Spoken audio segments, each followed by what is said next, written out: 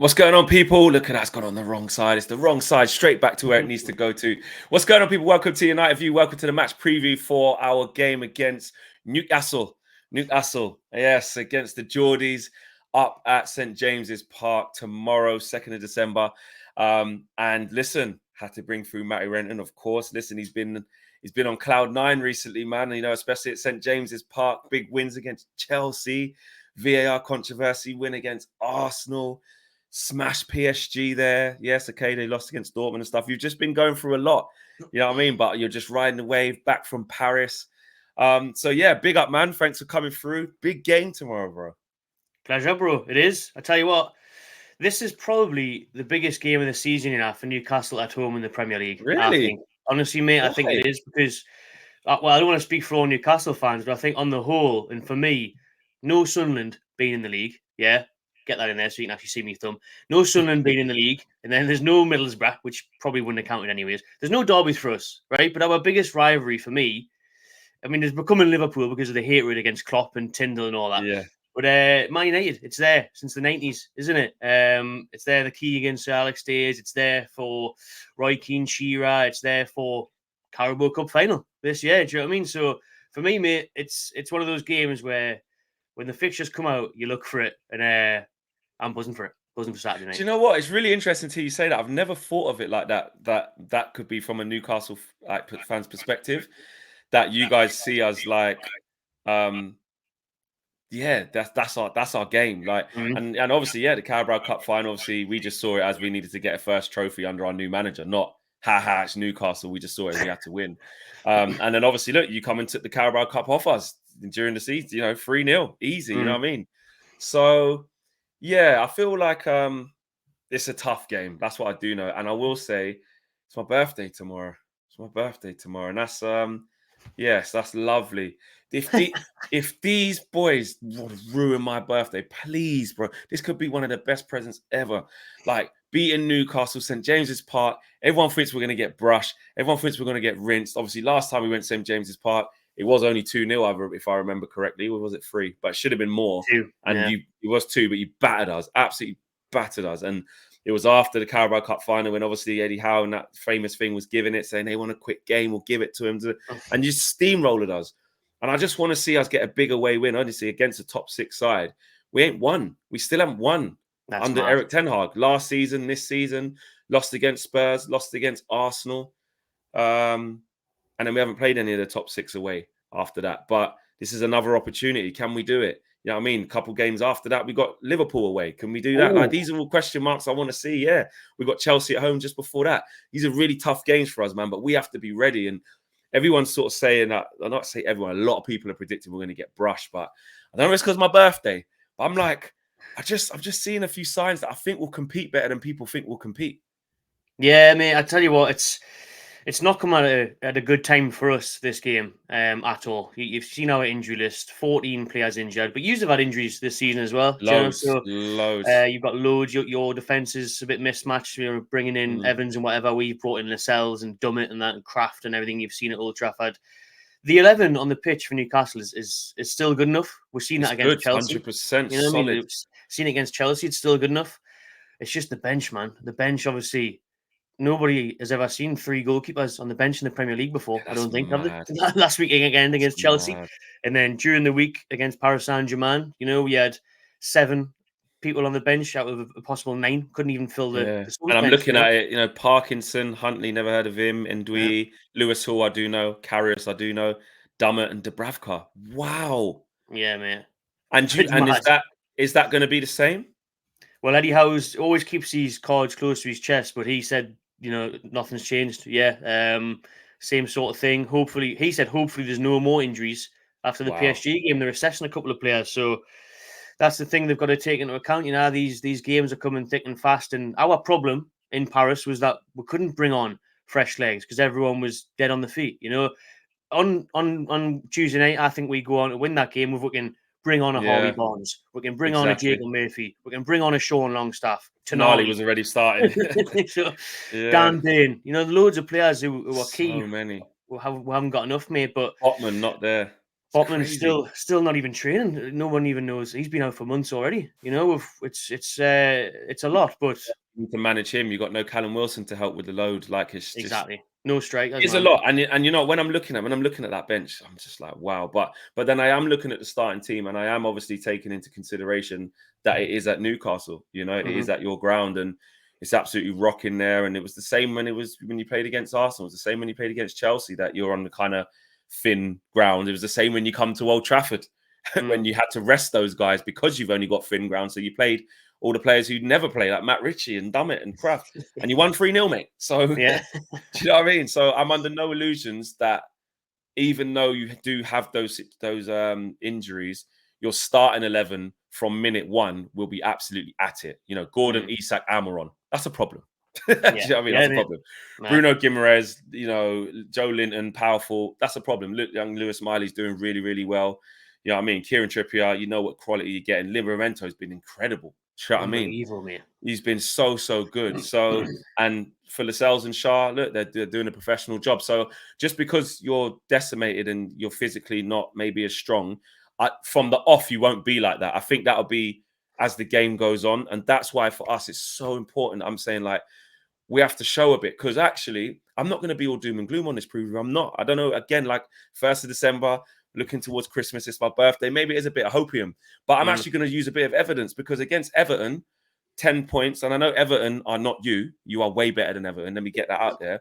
But in terms of the hostile environment that we expected to play in and how everyone thought Man United would probably crumble, we showed a bit. Galatasaray, like for large parts of the game, we showed enough. It's obviously the keeper fucking up and, you know, the stuff that happened. It is what it is. But in terms of the overall players, they did enough in that game to show some minerals. And I think we can compete. I think we can compete. I'm trying to play Kobbie Mainoo. Do you know what I mean? You've got young Lewis Miley in there. He's 17, right? Yeah, like, 17. You know, that's it. Man's playing away at PSG. Like this is his chance. And you know, how we bought Kobbie Mainoo. How old? 18, I think. He won under 18s Player of the Year. Yeah, so 18 going on 19. Like really young. He's quick. He's powerful. He wants the ball. I think this is the perfect game for him. I really want to see him play. Rashford will be back. Obviously, he's banned in the Champions League. Garnacho seems to have the bit between his teeth. But with Anthony doing all right against Galatasaray, will he give him a game at Newcastle against Dan Burn? Oh no, against Livramento, sorry. Who's doing really well. And actually, Anthony probably had one of his best games for United against Galatasaray, just keeping the ball space to run into. And we just got to manage the occasion. You'll be absolutely on us. Do you know what I mean? Absolutely on us. Do you expect that from you guys? Even though, you know, you're tired from PSG, but from the off, you'll be at it, right? Mate, it might be forecast for -4 in Newcastle on Saturday night, right? 8 o'clock kickoff. But it'll still be fire on the pitch. We will fire in the booth. We'll still be flying at you. Do you know what I mean? We'll be going hard. But the thing is, we mentioned it off air, you know, we'll start a tire. I think we'll go all guns blazing. We'll be at yous. And hopefully we've got a couple of goal cushion by maybe the 60, 70 minute mark, or even just in the lead. And then they'll start a tire, inevitably. You know what I mean? They've just came back from PSG, came back from Chelsea game. So the starting 11 will be undoubtedly shattered after an hour mark. But we've got to start strong. Like you said, you know the crowd's going to be up for it, the flags, the atmosphere. 8 o'clock, everyone's going to have about 20 bottles of brown ale. You know, the place is going to be bouncing. So it's going to be tough. But I tell you what, I think this could be a classic, mate. It's either going to be not much going to happen because both teams have just played Champions League, or it's going to be wide open. Because for me, Man United have impressed me lately going forward. Everton, we're doing all right. You know, I think, like you said, Anthony's starting to click a little bit. Garnacho is cloud9, full of confidence. Bruno's back in form.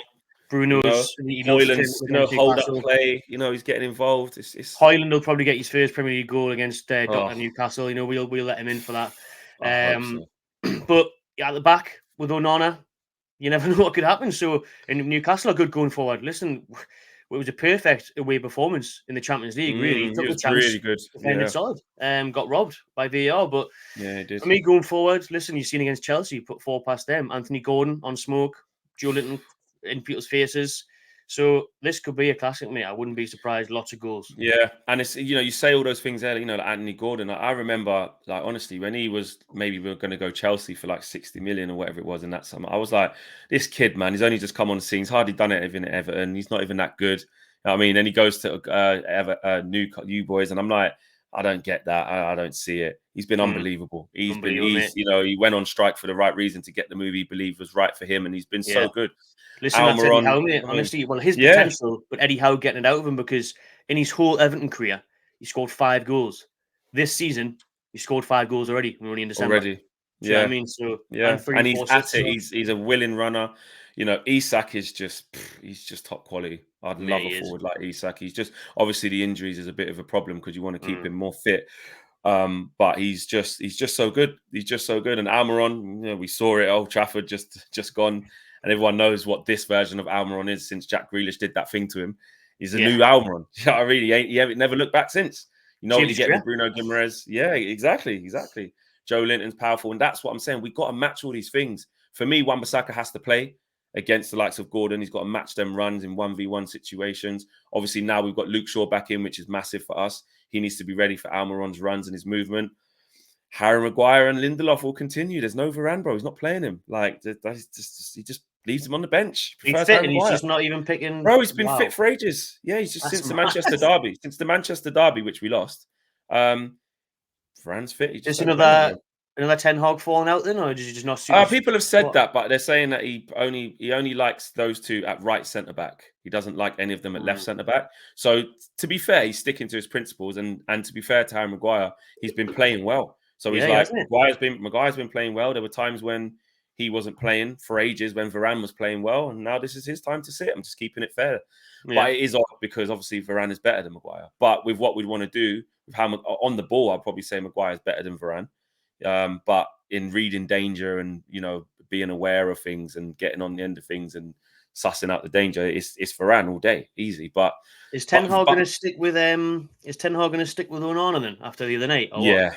Definitely. Yeah, he's already backed him, saying I know he can do better, and he's done it after Brentford when it happened the last time. Because Onana, that's what really frustrated me. I won't go into it again and start cussing him again. I need to start moving forward, but.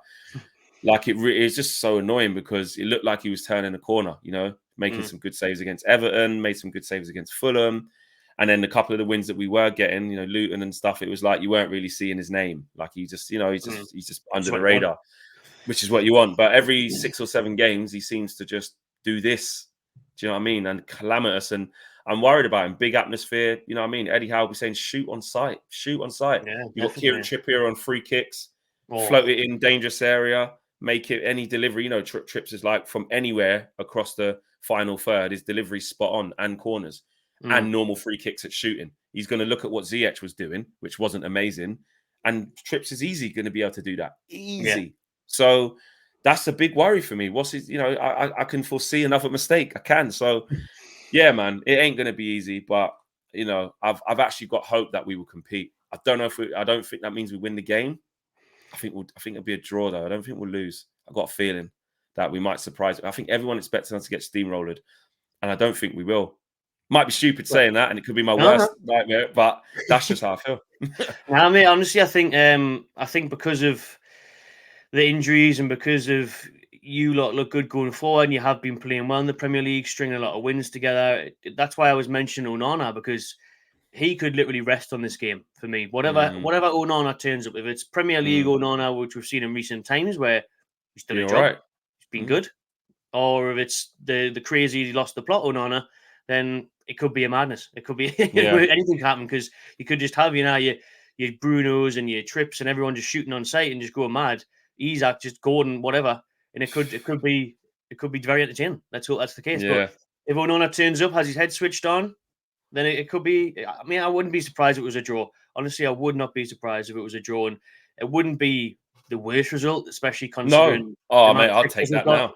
We've got 30 fixtures this month, and what was it, 10 games in 30 days? So it's mentally playing every week. So you see him like we've got the Carabao Cup as well, end of the month. We've got Champions League again in a couple of weeks. It's non-stop. It's every 3-4 days for a team that's fielding 3 goalkeepers and teenagers on the bench. It's not going to be easy. But I am more preying on that side of it. I'll be honest. I'm more preying on that side of on this one game, the fatigue kicks in. Kind of, I know we're not Bournemouth, but when you went to Bournemouth and that you put in that type of performance, that just caught up with you. That was one where it was a bit down in the dumps. You're tired from midweek. It just caught up with you. Then you got on a good run again. Hopefully now you might crash a little bit and choose this game to be a little bit off it. Because I think to be able to win this game as well, because we haven't really won away from home against a Big Six team, I feel like, we do need you to be a bit off it as well. Do you know what I mean? But I believe in the threats that we got, man. And hopefully it wasn't a dud what I was seeing. Because that's another thing. We could easily lose this game in the manner that a lot of people are predicting. And it will feel like back to square one again with Man United in terms of as soon as you play anyone decent away from home, you get smashed. Yeah. Do you know what I mean? No mentality, mistakes, steamroll, don't match the physicality, mistakes. So I just hope that I can maybe get behind maybe something I think I'm starting to see. This will tell me, this is the acid test. This would tell me if the little signs I've seen against Everton and Galatasaray, which are tough away games, were they a fluke? Because Newcastle away, you can't fluke it there. You have to be good to win. Yeah, you know mate. You've got to see, has Garnacho seen Newcastle snow before? I very much doubt it. Yeah, you said it's snowing up there. You sent me pictures. Yeah, I've sent you the pictures, bro. It's deep in snow up here. Do you know what I mean? Not just a little bit, not just sleep. Tomorrow, mate. Mate, hopefully it continues. It's an absolute avalanche. And these Bruno Fernandez's, Garnachos, all these, pretty boys and the fancy haircuts, they're not going to want to play up here. Whereas, we've got, I was going to say Sean Longstaff injured, Dan Burn injured. We've got Jamal Lascelles. He fancies it. You know what I mean? Nick Pope, he loves T-shirt in the snow. Long sleeve, short sleeve in the snow. Anthony Gordon, mate, he'll be wearing a stringer vest. He's not bothered. He's ready. He's relevant for it. I hear you. Okay, well, it's all said and done. Give me your predictions, man. Let's get it. Mate, I'm tempted to go. I've said it could be a classic. I'm tempted to go for something marginal, like a 4-3. I really am. Or if Onana's not on a madness and Newcastle aren't fading towards the end, I'll be sensible. I'll go 2-1 Newcastle, mate. I'll go 2-1. It's my birthday. I'm gonna be, why not? What's the point in, having a birthday and being like, oh, I think we're gonna lose. If we lose, I'll hold it, but I'm gonna go for it. I think we're gonna shock people. You know what? I predicted a draw before, but now I'm gonna go over win. I'm gonna go over 2-1 United win, and I think we're gonna get our first sort of big away win under Eric. I've got to believe. You have to, mate. Otherwise, what's the point? Otherwise, what's the point? Mate. I swear, guys, please do not ruin my birthday. Don't embarrass us. Don't get smacked. Don't have me sitting on United View with a bloody birthday hat on or whatever and getting clipped up with goal after goal after goal, capitulation, embarrassment. Please, I've had it so much. Please just on this one day, boys, just turn up so I can be like, come on, I can give it. I can say, sit down, hold that, please. Oh, I don't want to hear that. I want to see you on DO Sports as well on Monday, mate, with your birthday hat on. I'll come down for it. I'll come down for the birthday celebrations. I'm dreading I'll tell you what, me and Trips will send a nice birthday message to you tomorrow night, I'm sure, mate, at full time. How's that one for you? Mate, honestly. Anyway, guys, take care. Big up, Matty, for coming through. Let us know your predictions in the chat. Make sure you check out Matty Renton on the Magpie channel. You guys know where he's at by now. All of his socials and his channel in the video description below. Make sure you check it out. Make sure you sub to the Magpie channel. Or if you don't want to sub, make sure you just check them out and drop a like on there. We'll see you tomorrow. May the best team win. What I will say is, don't let it be to do with any VAR or anything. Let's just hope for this. Like, whoever wins, whoever loses. 100%, mate. I don't want no of me in Paris, whinging because we've been robbed. I don't want no Robbie Lyle stuff because, Arsenal and the push on the back. Let's just have a fair and square game, please. That's fair and square. And also, it's ironic, our two different experiences of going to Paris. Last time I went there, VAR controversy gave us a penalty in the last minute. Rashford won us the game. 2018, 19 now, I can't remember. No. And obviously your situation was just ridiculous. Yeah, I felt your pain. Mate. Felt your pain. But anyway, guys, take care and we'll see you in the next video soon. Peace.